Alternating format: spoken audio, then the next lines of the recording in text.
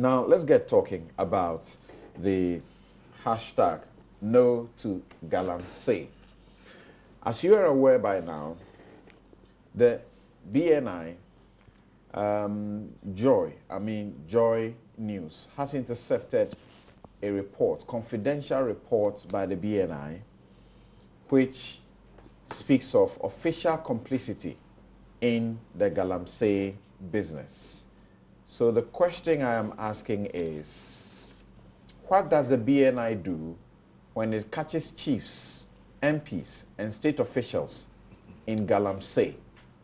And we're talking about Galamsey that threatens our survival, destroy lands, and is going to cost 20 billion of taxpayers' money to fix, according to the minister. We're told of the latest sad story of 7 people dying in the Upper East region or thereabout as a result of Galamsey. And this morning, we are also getting some news, we'll bring you up to speed on it, about some Chinese that are being arrested who attempted to defy the process currently ongoing. I start with the Honorable Inusa Fuseni. Have you had the opportunity to see this BNI confidential reports and who are involved and where the areas are being talked about? Oh, no, I read excerpts of it from your website. Okay. Posted on Love FM, Kumasi. Okay. And so I've not seen the comprehensive report. But to be honest with you, I'm not surprised.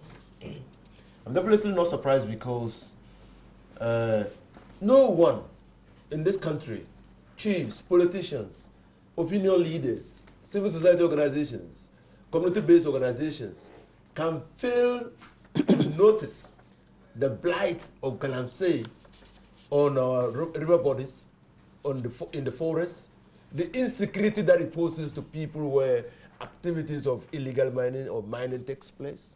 And so if people have the effrontery to move onto lands, cut down cocoa trees and mine, or dredge or water bodies in contravention of the laws, then they must have some powerful persons behind them to be able to do that. So I'm not surprised.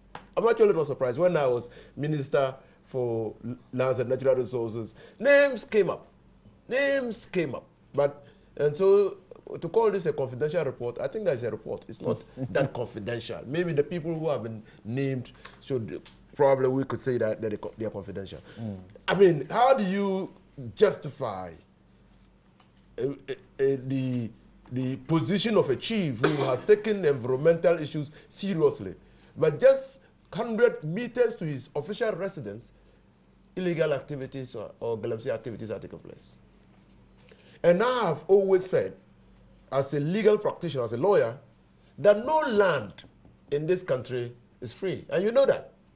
It's either owned by the state, the skin, or the stool, or families. And so, if chiefs are the custodians of the traditions, and in Buzia's treatise, they preside over land of our ancestors, the living and the yet to be born, they have an onerous responsibility to ensure that these lands and these stools they have ascended to having stepped in the shoes of their fathers or forebears, these lands must be protected. And that is why I have said that in fighting against the scourge of Galamsey, illegal mining, government must be ruthless. Okay. Ruthlessness communicates a certain information that government will deal with anybody who is found culpable in spoiling our water bodies or destroying the forest and the environment.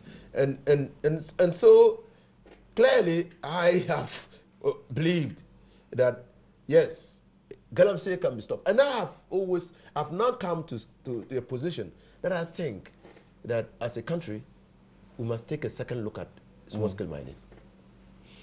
But there are countries in the world that clearly are endowed with minerals, but who have said that the sustainable way of enjoying their environment is to encourage ecotourism than mine the minerals that are in the soil. And so every year people come and enjoy the beauty, the fauna over there, and flora over there, and they get more money from that than if they had just destroyed the environment and mined the land. So clearly I think that government must go further. BNI haven't produced their report. Government must be interested in the report. Those people named in the report must be subject to further investigations. Because clearly, I mean, Samson, we now pay more for a treatment of water than we used to pay. And I should commend the media for leading the national reawakening of the consciousness of the Ghanaian, because that has been lacking. I remember at the Ministry of Lands and Natural Resources, when I posted pictures of the PRA before and now, I got comments which suggested that that was Photoshop. But that was not Photoshop. Just showing clearly the blue, crystal clear water body that served as a resource for a greater number of people, and the state of the water now. To understand the devastating effect of Galamsey, you need to do natural resource accounting. That this brim, have you seen the brim of late? The turbidity level of the river itself will compromise the machines that treat the water. Now, if you want to understand what we are doing to ourselves, and God forbid, if the river dries, we might be faced with the threat of exporting or transferring water from one part of the region to the areas that the Brim River serves. And it serves a great number of communities. So clearly, we should take a step. Well, that example is not even as bad as the country having to import water, as we are being told that if we are not careful in the next 10 years or so, we may have to import water, because the water will come to a stage that it will be untreatable anymore. That's true, but when you look at Galamsey, clearly, maybe the reasons why it was legalized in the 1990s were valid. They might still be valid now. Create employment for the teeming majority of our people who otherwise do not have employment. But the regulatory mechanisms to ensure that they did it well were not put in place. Okay. Even the goal that was to be bought, PMMC was established consequent upon the legalization of small-scale mining. Then, as we went further, we legalized. According to this BNI report, the PMMC you refer to, some of its officials are actually complicit in some of the areas. And some of the persons that have been mentioned, including BT Baba, he has come forward to say that it's a fallacy, his own words, that it's a fallacy because he has a license that expires in 2019. Questions have been asked, is it not the case that people do have licenses but are abusing those licenses? Is that not the case? That's clearly the case. I've not seen BT Baba's special case or specific case, but people have abused licenses over the years. Look, people go for reconnaissance license just to go and look at the area, take samples, and then and then see whether there are gold-bearing rocks. And it's supposed to be for a year. They have been holding them since Nkrumah was in Guinea. They've been holding them. It's not an abuse. And just holding them for the purpose for which they got them, or doing more than that. Partitioning them and giving it out to small-scale mining. People have gone for large-scale concessions, and they have partitioned their lands and given it out for small-scale mining. Look, that is why at the Ministry of Lands and Natural Resources, I have given a directive to the Minerals Commission to freeze all renewals. Because you need to take drastic action to be able to stop this thing. That somebody just flouts, he says, look, I've got a prospecting license. I've got a license. And the chiefs do not know the difference between reconnaissance license, prospecting license, and a mining lease. They see a line, they see a paper, and the cadastre, and so they allow you to go onto the land. But I have said that chiefs hold the key. You were at the forefront of trying to assist in this process. It does appear that you gave up or you gave in at a certain point. I am aware that there was some report commissioned at the presidency, but that report allegedly was jettisoned as the MPP started to play politics with the issues of Galamsey during the elections. So that report was never used. Other than that, that report was a blueprint that would have given us cogent solutions to resolving this issue. That's why I say I commend the media for the reawakening of national consciousness. You see, I was taken to court because someone was doing Galamsey, and I said, no, you can't do Galamsey. He showed me a paper. I said, that paper doesn't entitle you to do what you are doing. I was taken to court. To court. Judges did not understand that someone will be arrested and the judge will just like a fine of nothing, almost nothing. That's why we amended the law and made it a high-risk activity. That if a person is caught doing Galamsey, the equipment used for the Galamsey are seized to the state. We passed the law. We made it possible.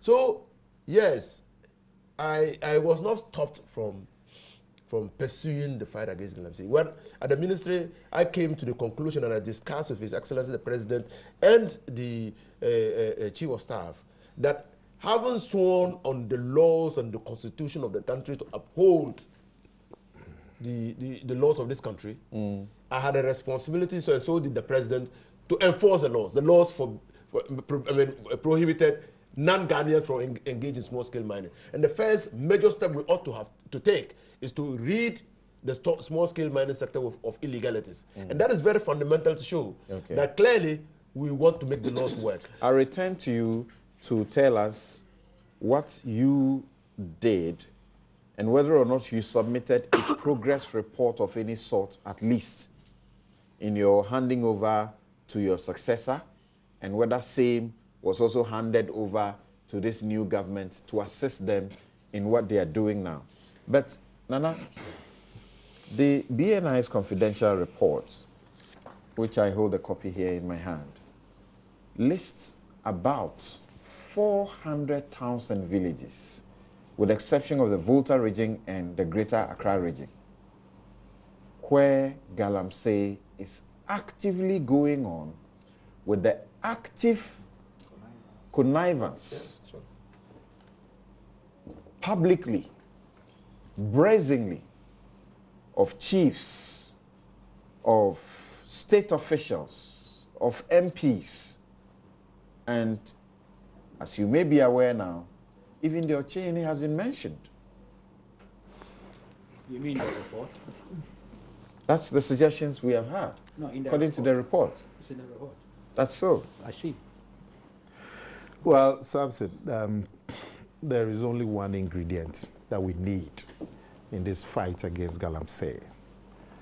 I mean, all the things that we've talked about, connivance, collusion, people not doing their work, whether out of omission or commission, by chiefs, by politicians, by security people, by whoever. There's one ingredient that you need to deal with this issue. Whether we like it or not, Galamsey has become an endemic problem in this country. We have cried and cried and cried about it for quite a while. The one ingredient that is needed to cut all of this is political leadership. That is all that is needed.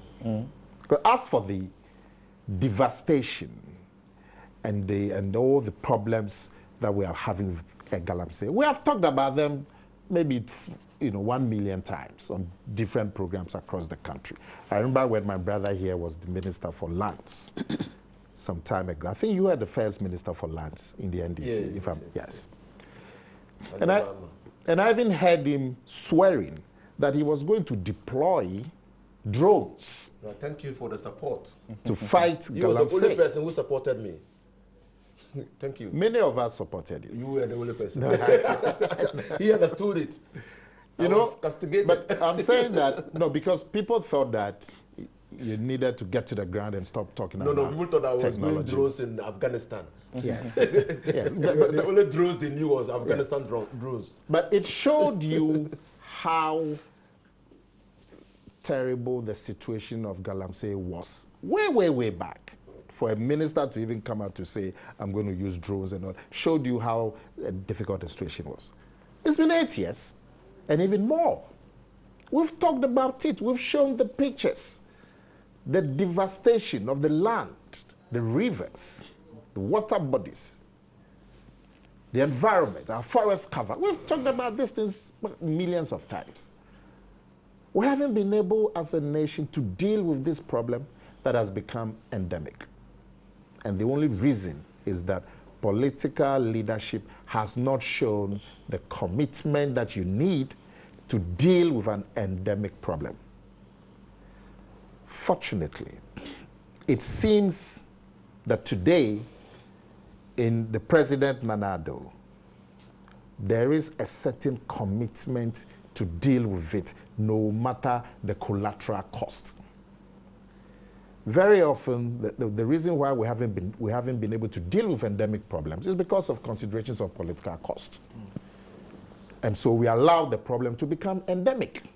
When the problem arises, we are not able to deal with it because there are political considerations. We know what we have to do. Our leaders know what they have to do. They talk about it when they are in opposition. But when they come into office, they're not able to do because they are overwhelmed by the political considerations. You need a leader who can say, I'm going to rise above the political considerations. I am going to look beyond the next 4 years. I'm going to look at 10 years. I'm going to look at 20 years and do what is right now. That is what we haven't had. And Nanado seems to be making the right noises. He seems to be making the right commitments. There was a time when some people came out and actually threatened that they were going to make sure that Nanado suffered politically and the party. And he said, well, if that is the cost I'm going to suffer for doing the right thing for this country, I am prepared to suffer it. So it is time that all of us now come behind him and give him the support that he needs. Because he's going to come under pressure. He's going to come under pressure from party supporters.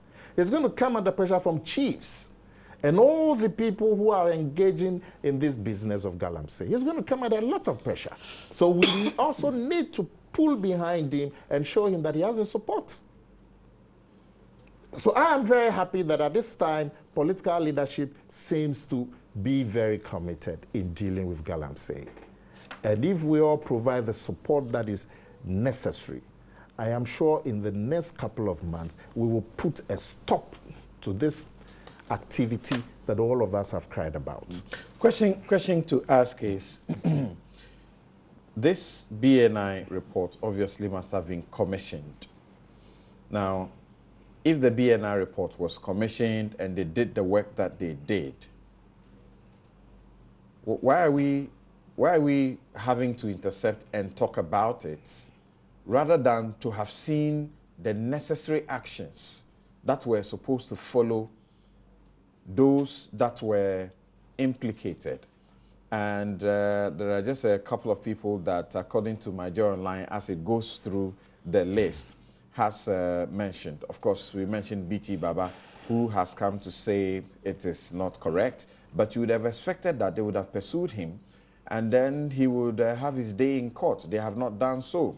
They have mentioned one financier of the governing New Patriotic Party, Banyak Kolong, popularly known in Talensi as Polo, who is also involved, an official of the Precious Minerals office at the Bolgatanga, was also cited as a sponsor of Galamsey in Gbene, Blong, and Dakoto in the Talensi district, in the Ahanta West district, in the Western region.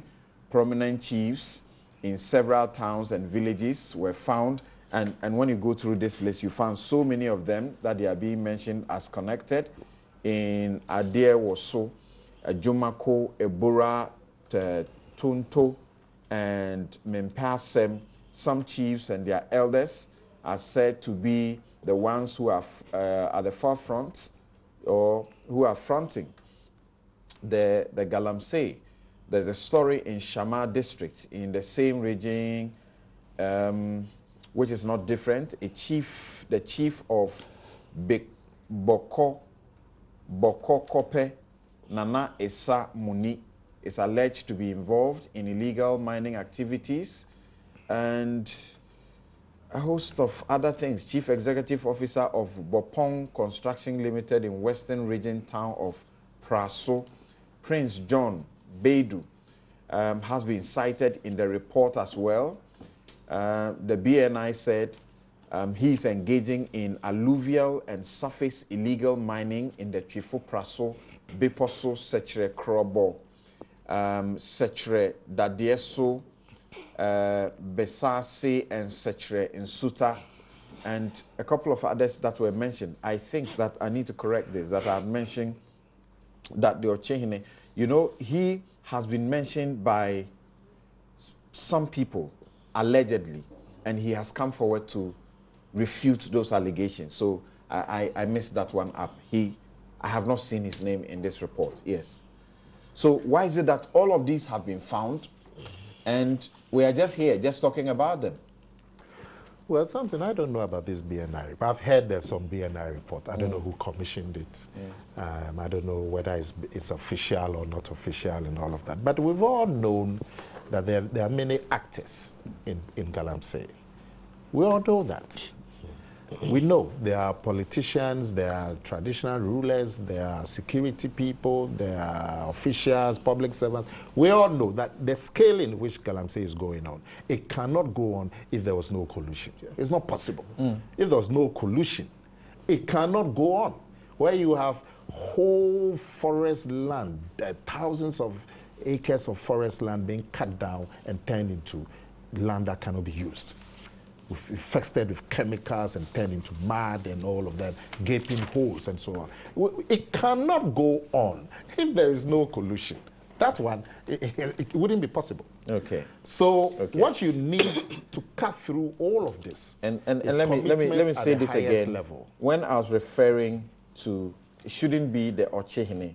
The report refers to the Ochehene's palace. It says the Ochehene's palace is perceived to be behind illegal mining activities in the Kibi area.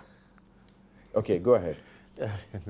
You know, so I'm saying there are all kinds of people involved. If you didn't have big people and powerful people and connected people involved, Galamsey cannot go to the extent that is going. Okay. So as for that one, we've had this BNI report. So what you need to be able to cut through all of these people is political commitment at the highest level. Okay. And we seem to have that now. And we should seize that opportunity to make sure that we don't suffer the devastation that Galamsey is causing, that we're able to subsequently stop it completely and reform it so that in the next 2-3 years we'll develop safer modes of small-scale mining. Right. That but would irrespective of the level at which, like Honorable Yunusa Fuseni says, the mass citizen, movement that seeks to seem to compel the government somewhat to do what is going on, irrespective of how it has been escalated, and looking at a report which even talks about mentions palaces where we know the role of the Ochehene in making sure that some of these things are not done. Do you think that even this mass fight will be won? The report says that it is further alleged that the Ochehene has constituted a task force as part of its environmental foundation, who allegedly extort monies from illegal miners in the area. The Brim River, particularly, is under serious threat due to illegal mining activities in the area. This is a man who has shown single-handedly that he is able to rally his people against this, and yet a task force he has formed to help curb this is accused of rather, extorting money and allowing it to go on. Well, To be honest with you, I haven't cited the BNI report. Usually you send us copies. Somehow I didn't get, yes, research material. You have powers of interception. but I am not a Tarzan. Yes, yes. I have limitations, and I'm being honest with you. But Newsfile, usually, they send us research material. We do. Somehow I missed this. I don't have a copy, so I haven't had the benefit. I think the production had a reason for not circulating it. Fair deal. No problems at all. But, so I don't have the benefit of the full complement of its contents. But at least I trust that you have a document that you can authenticate. Otherwise, knowing your track record, you might not put it out here. But, you know, I had you made a certain statement. The palace, or Chinese palace, is perceived. Yes. Perceived. We're talking here of an intelligence report. It's not a perception report. I'm worried about that. Why perceived? And then another section, alleged. I'm worried. This is an intelligence report. Okay?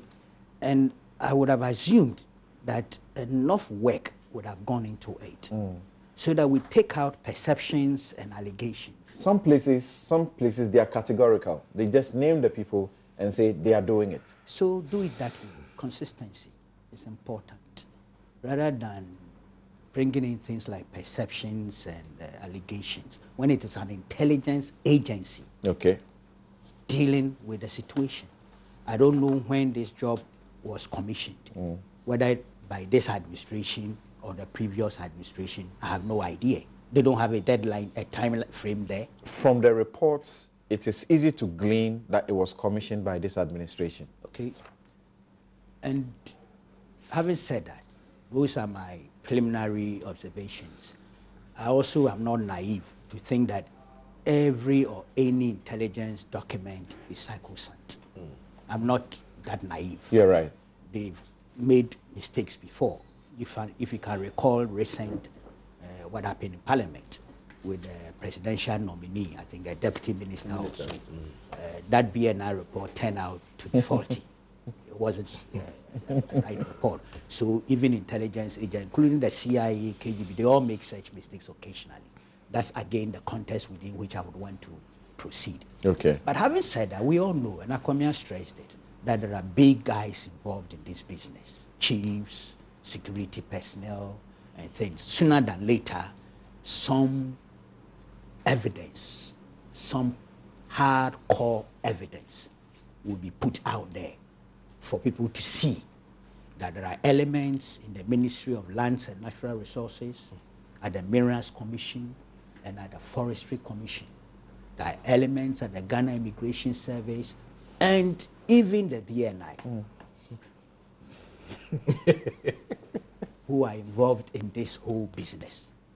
This will be hardcore evidence. It will not be speculative. It will not be perception. It will be hardcore evidence, because you will see them engaged in that business.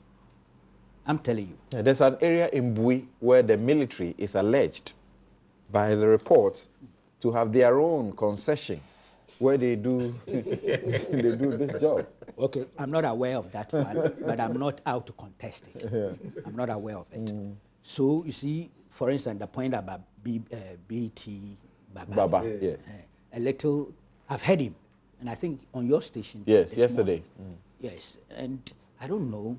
I'm tempted to believe what he's saying. The courage of conviction with which he's saying what he's saying in a public space, and he's a member of parliament. Right. I'm sure he knows his integrity is on the line. I'm tempted to believe him, and I'm surprised that perhaps there's been no attempt to even verify with him too. You know, some of these reports, not just purely intelligence gathering, you must also do some cross-checking with some of the target people. It helps. It's a matter of improving on the integrity of the report, since it's a report that could be used for prosecutions as well as sanctions eventually. It's not just a report for a president or a government to, you know, read and go to bed. It's a report to be applied in fighting this Galamsey, as well as ensuring that people are sent to court. Now you talked of a certain Chinese woman. You said some 4 Chinese have been arrested, and I'm told there's a Chinese woman also involved or something. Yeah, we'll be speaking to Erastus right now on the line. If you don't mind, can we speak to him first? I think it will be better. Good morning, Erastus, and thank you for joining us on Newsfile. Good morning, Samson. Okay, so Erastus, tell us where you are reporting from and the story about the arrests that have been done and why. Well, I'm reporting from a spot between Obuasi and Bepotinting. It's close to Fenaso, all in the Amansie Central District. And if you remember, last year, in the middle of last year, I did a report about this Asian woman called Asia Huang, popularly called Aisha. Now, in that report, we detailed how this woman is able to get the support of certain key security agencies, the military, the police, and how a media team went to some of the sites at Bepotinting where she was working protected by the military. In fact, this is the concession of the same woman that 4 Chinese people have been arrested just yesterday by the Immigration Service. It is this same site they were working on that we reported last year that she's still working within this same concession at Bepotinting as we speak. Now, yesterday, the Immigration Service got wind that she was still operating despite the ban on illegal mining. And so they moved in there, and yes, lo and behold, we had 4 Chinese nationals. One is Hai Bin Gao, 26 years, Lu Qinjun, 39, Gao Jinchen, 45, and Zhang Zipen, 23 years, mining in that concession. They all have confirmed that, yes, they've been contracted by Miss Asia Huang, popularly called Aisha, to work in that concession. Now, after the arrest yesterday evening, I am getting confirmed reports from my source at the site that indeed in the night they put up lights and they were still working in that concession.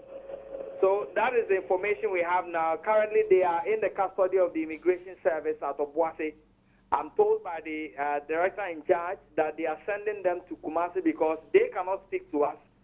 They need to have their nationalities verified by the Kumasi office, and then they will decide on what to do with them. Who is leading this? Do you know if the minister is directly involved? The minister, Mr. Amewu, is directly involved in giving the orders and instructions in this regard? I must say that the minister is not involved. I'm learning from the immigration officials that they had information from the inhabitants, and so they moved in to verify whether indeed they are working. And yes, when they went there, the machines were active. They were there doing the mining at this same concession in Bepotinting, deep within the Amansie Central Forest. Okay. Now, I'm also learning, in fact, that there have been several threats from people who claim to be speaking from the presidency, asking them to release them at this moment, threatening officials there that they should release them. They are calling from the seat of government, and that these people are doing large-scale mining and not small-scale mining, which the law disallows foreigners to do. So currently, as we speak, they are at the Obuasi Immigration Office. They said they are taking them to Kumasi Immigration Office to be screened. I was asking questions about their nationality, whether they have permits to be working. The man is telling me he cannot verify from his office. They need to be verified from Kumasi, and so that is what they are going to do. Okay. Thank you very much, Erastus. And so, yes, Sir Kuku, so there you have it. And as he reports, the officers obviously are not believing those who are claiming we are calling from anywhere and release them and so on, because most of these things can be phony. Yes. Erastus. Yes, Erastus Asaredonko. You could pronounce the Chinese names. Yes. Interesting. Wow. And the lady's name is Aisha as well. Yes. It's unfortunate. That's my wife's name. You know, this particular Chinese woman, I have it on record, was arrested 3 times during the previous administration. 3 times she was released. She's a very powerful woman. Operates more within the Ashanti region, especially Kumasi. She's got connections from my own checks also in this administration. She appears to be a very smooth operative. She's built a network across the political divide. She's got her agents placed in state institutions, particularly the security agencies. And she's able to wriggle herself out of danger or trouble anytime she's touched. I hope it doesn't happen this time around. Yeah. That's why those who are receiving the calls from the so-called power brokers must be sure who are calling them, and they must expose them if indeed they work for the system. Right. It's part of the cure. I guess now people can connect to what Kwekubako has been doing on this show for almost 3 weeks running. Anytime we mention the issue of Galamsey, he says those people that are arrested should be prosecuted. And he mentions and refers to some woman but doesn't say all about them. I hope you can now connect it. Yes, and she's got accomplices. The other one is called Monica. The other one, the name has slipped me because it's a Chinese name. I can't pronounce. But they are powerful.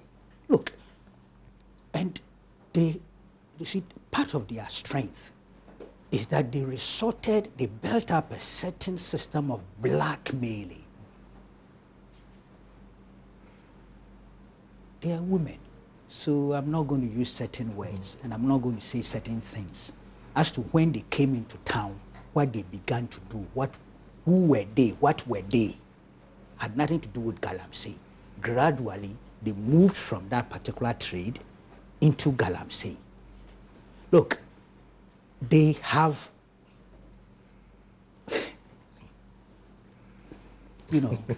they have video and audio recordings of people who are powerful, of people who have been entrusted with responsibilities to protect us as a people. I'm telling you, that's how dangerous the game is. And that is where the strength, the power of these Chinese women are coming from. They have entrapped them in videos containing what? You want me to say it? That's why we can't wait for your daily guide. Sex. Crusading guide and analysis work. That's why we can't wait. I haven't said this will be seen in analysis work. I haven't said that. But I'm telling you, they have video and audio recordings of their conversations with some strategically placed persons from then and now, and some they are having sex with, or they have girls, some mainly Chinese, who they brought into town, who sleep with these big men or big guys well placed. And they have them, and they use it to blackmail our big men into submission. That's how powerful they have become. But I still think if we are all together, we'll win. We'll win. Yeah. Okay. Okay. After Prof. We'll take Prof and then we'll take a break. You believe we'll win this fight?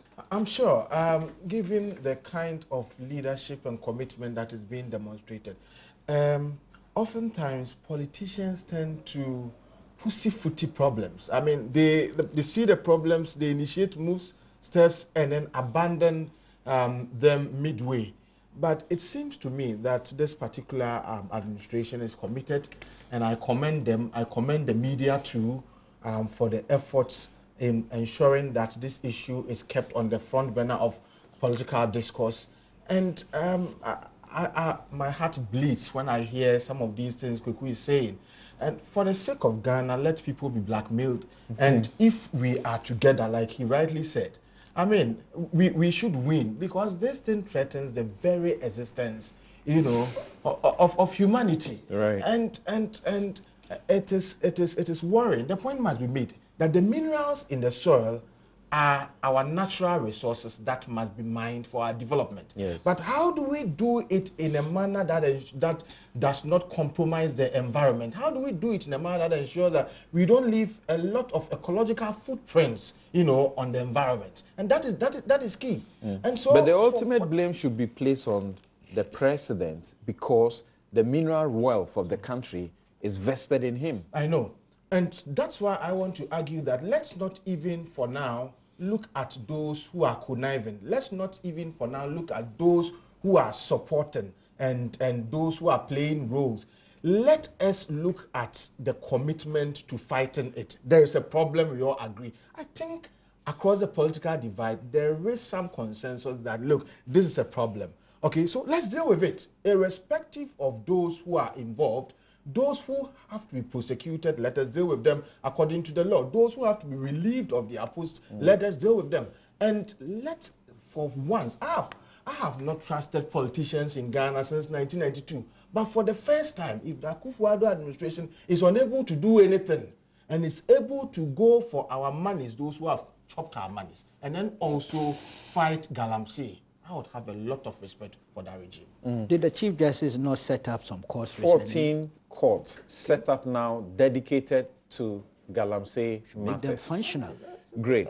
You wanted to say something briefly before we go on. wanted to say, yes, I see what the president is responding to be a culmination of what is happening now. You understand? And so he has been given a unique opportunity to fight Galamsey. Right. But I don't see it in him yet. You don't fight Galamsey by going to Togo. Galamsey is a national issue. Oh. Yes. How? You see, when you go to Togo and you say, look, because they are facing similar problems, I'm coming. No. Oh. Define the problem, I mean, as it exists in Ghana, and hit it headlong. I hope he will succeed. Because our future as a country. I'm confused. Oh, yes. No, I'm genuinely confused. I had communicators saying that the president had to go to Ivory Coast and Togo because of Galamsey. No, that might have been just one of the things. But this is like keeping our neighbors together. I mean, it's a foreign policy initiative. But why did you? I'm not talking Galamsey. Why did you, why did you fail in your fight? Yeah, I didn't fail. I didn't fail at all. We failed. We failed as a nation. We didn't fail as a nation. We failed to go through the processes. Even though you didn't go to Yeah, so we failed. You understand? Because for the first time in the history of this country, I, as chairman of the task force, deported 5,500 Chinese. And deported more than 190 West African citizens. 5,500 Chinese deported. It has never happened in this country. Yeah, and it was clear. I mean, at that time that I took the exercise, that's why I said... But Galamsey continued. No, because we didn't sustain it. Because you see, there are two things. You're about to say when something. After you took the action, that measure. You said something happened. What happened? No, I was transferred. I was moved from the ministry. I don't know. Why? Article 75 is right. I can't answer that question. You better watch the way you put it. So no. I can't answer that question. I was transferred from the ministry. I was given not because of what you were doing against Galamsey. No. Please, thank you. Not because of that. Sure. I was sent to you have to be careful. Of Roads and highways to serve the country in that capacity. Did you know that the presidency had commissioned a research? I knew the president. And that research was shelved because the claim was that the NPP had begun to play politics with the Galamsey, that the NDC was going to make the Galamseyers or people involved in it lose their jobs. And implementing that research result would have meant you are going to lose the elections. You lost anyway.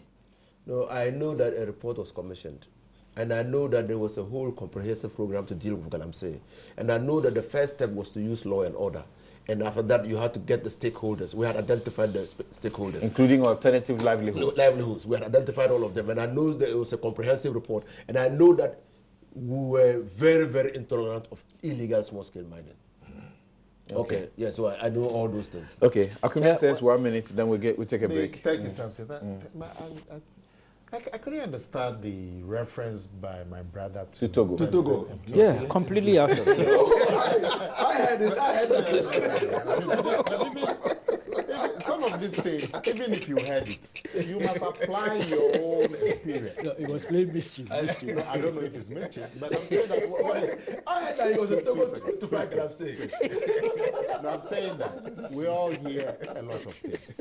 Okay. You must use your own experience to be able to judge what matter you hear that you bring on a program like He's this. relying on some MPP government communicators. I'm saying to No, you, but he hasn't one something. He was He hasn't playing mentioned any mischief. This is communicator. He hasn't mentioned anywhere. But I'm saying even if you heard it, even if you heard it, to come and sit here and say it means you put weight to it. That's my worry. Well, Okay. For you to even put weight to it to come and talk about it. Okay. Thank you. I put weight to it. Thank you very much. I put weight to it because I got the impression. I think you should also allow it to lie. Thank you very much. Let's take a break here. This is Newsfile. We'll be right back.